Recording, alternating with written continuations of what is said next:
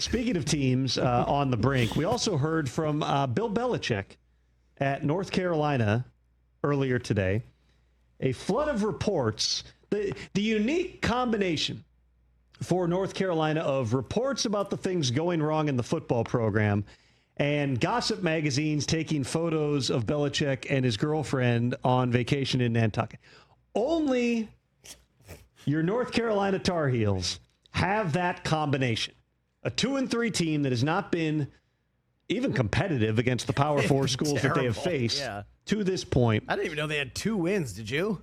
It doesn't feel like it. Neither one of those were over, one was over Richmond. The other was over, I think, some directional hyphen school. Oh, goodness. But neither one like a real victory.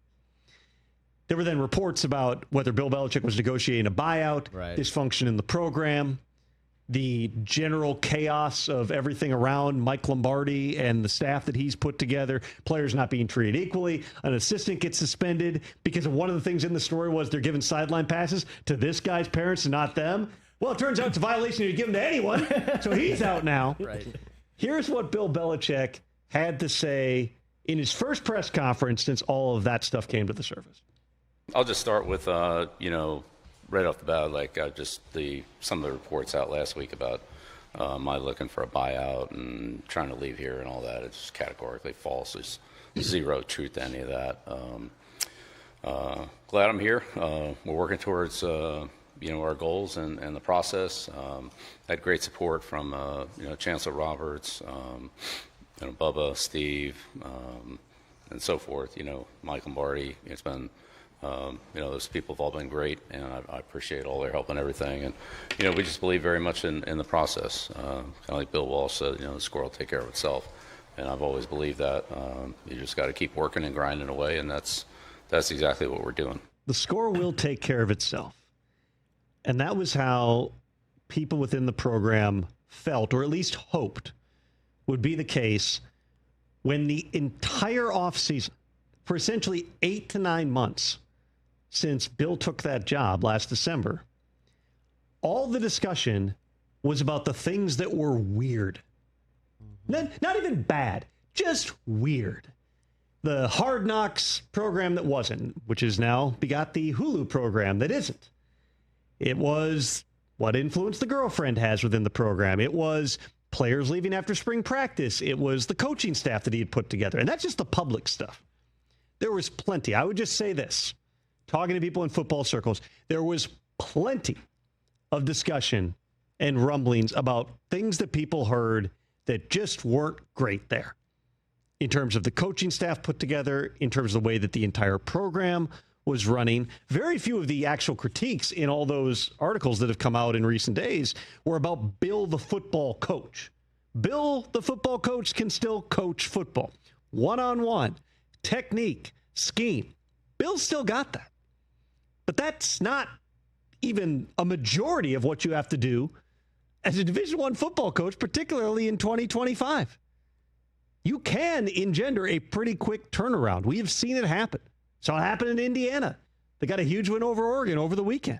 And Kirk Cignetti's done an unbelievable job. He had relationships with some players that he could bring along in the portal. But nobody hired Kirk Cignetti and went, well, Indiana's going to be a top 5 team by the middle of his second year. They're going to go to the playoffs in year 1.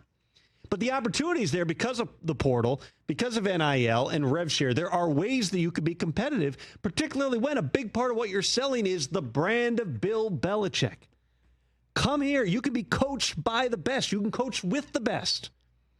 And yet, by bringing in 70 different players, they don't appear to have a remotely competitive team. I have asked people around the league, scouts who have been through North Carolina, how many NFL players are on that roster? This entire thing. We're the 33rd NFL team. Yep. That's what Michael Lombardi said. We're the 33rd team. Come in. It's going to be an NFL program. They have, by the estimations I've heard from NFL scouts who have visited, clearly known from the Patriots because they're banned, but people who have been through that program have watched them on tape. 2 to 3 guys. 2 to 3 guys on the whole team could be NFL players. You can't have that. That doesn't work in Power 4. So the question then becomes, all right, number one, where does this go from here? The results will take care of themselves. They face Cal this week. Cal is another one of the worst teams in the country in terms of the Power 4 type of schools. It's a West Coast trip. I think sometimes there can be a benefit. Just go to the other end of the country. Get away from it all. Get away from all the noise. Yep. Do something different. Yeah. If you don't beat Cal, the next game is against Virginia, which pulled off a huge upset 2 weekends ago. They're nationally ranked. You're at Syracuse, home against Stanford, another winnable type of game. They got Wake Forest, they got Duke.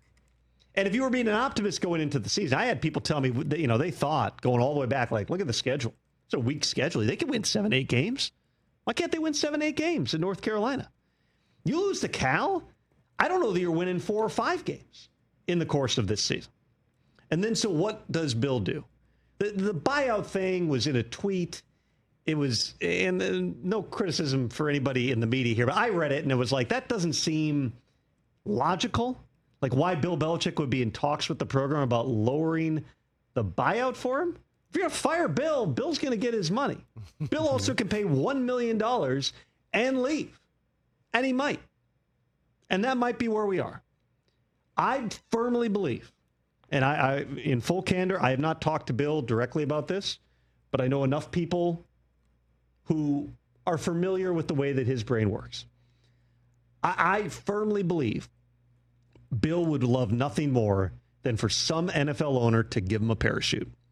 For somebody to say, we just need someone to come in and build an actual program for a couple of years, coach, get your record, become the wins leader, just set us up. Maybe it's not even to coach. Maybe this is like Bill Parcells going to Miami and going as the front office person who can just teach an owner, this is the way that the NFL works. This is what you have to look for.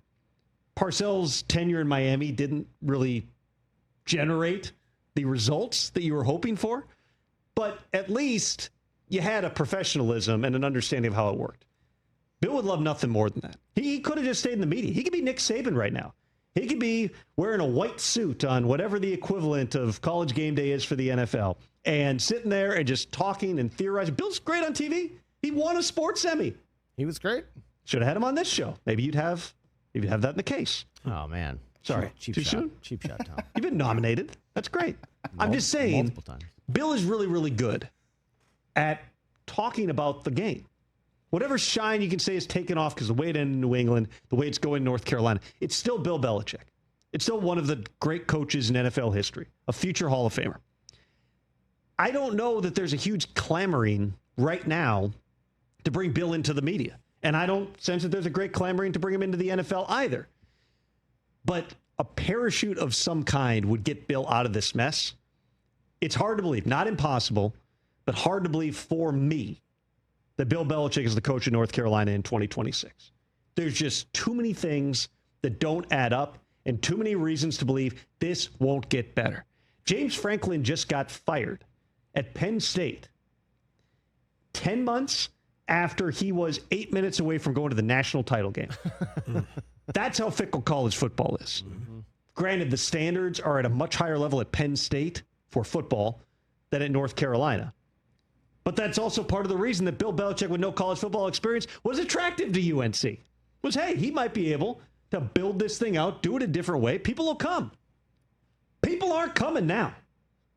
This is like if Field of Dreams had Kevin Costner and he built the baseball diamond, and then it was just like, nobody came. And then, his brother-in-law or whatever just forecloses on the farm, and that's the end of the movie. That would be a very short movie, but that's what it feels like. I don't know how you can't compete competitively with the Ohio States of the world in North Carolina. You're not buying players over anybody else. What you had was, Bill's going to build this. Well, he's built something. There is something built there, and it's not all on Bill. Michael Lombardi put together the deal that got Bill there. He's run everything in terms of negotiations. There are a multitude of factors in why it's not working in North Carolina. And again, as much as Bill can say, all right, it's categorically false, I'm negotiating to buyout, I actually believe that because that doesn't make any sense. You're going to fire him, get Bill his $20 million. Bill's also got a lot of money. Paying that $1 million to get out is a drop in the bucket. Giving back his salary from this year would be a drop in the bucket. He doesn't need the $10 million. What he does need is something else to do. because it's pretty apparent he still wants to coach. He still wants to do it. And Bill Belichick can still coach football. We'll see what happens this week at Cal. I am unconvinced that as a college program builder that this goes any direction but worse at UNC. What happens if they lose to Cal? Then they're 2-4 and 0-4 against Power 4 teams. Then you are officially probably the worst team in Power 4. I don't know how quickly it ramps up. Again, because you don't have the booster base at North Carolina, even though it was boosters who helped talk Bill into doing this. You don't have the people who are just going to write the check and get them out. You don't really have that. Not to mention the fact that you went down this rabbit hole with someone who had never coached college football. You had to believe that this was more than a one-year type of a plan. Right. The problem is the plan appears to be so wrong at this point that you're looking for some type of an out. The best thing for everybody is somebody offers Bill a job doing something that's not being the head football coach at North Carolina. He might, for his pride, for his confidence in himself as a football coach, want to see this through, want to win some games. It's probably why he took the job in the first place. I just don't know how that's possible when you had as much momentum as anybody is ever going to have, maybe short of Deion Sanders in your first year, in terms of the hoopla, the attention, the ability to sell. We can do this. You're going to come here and be part of something special. It's special, all right. It looks different than anything we've ever seen in college football. None of it in a good way. Hey, you made it all the way to the end. Thanks for that. Check us out every single day streaming live on Disney Plus and the ESPN app 12 to 3 Eastern.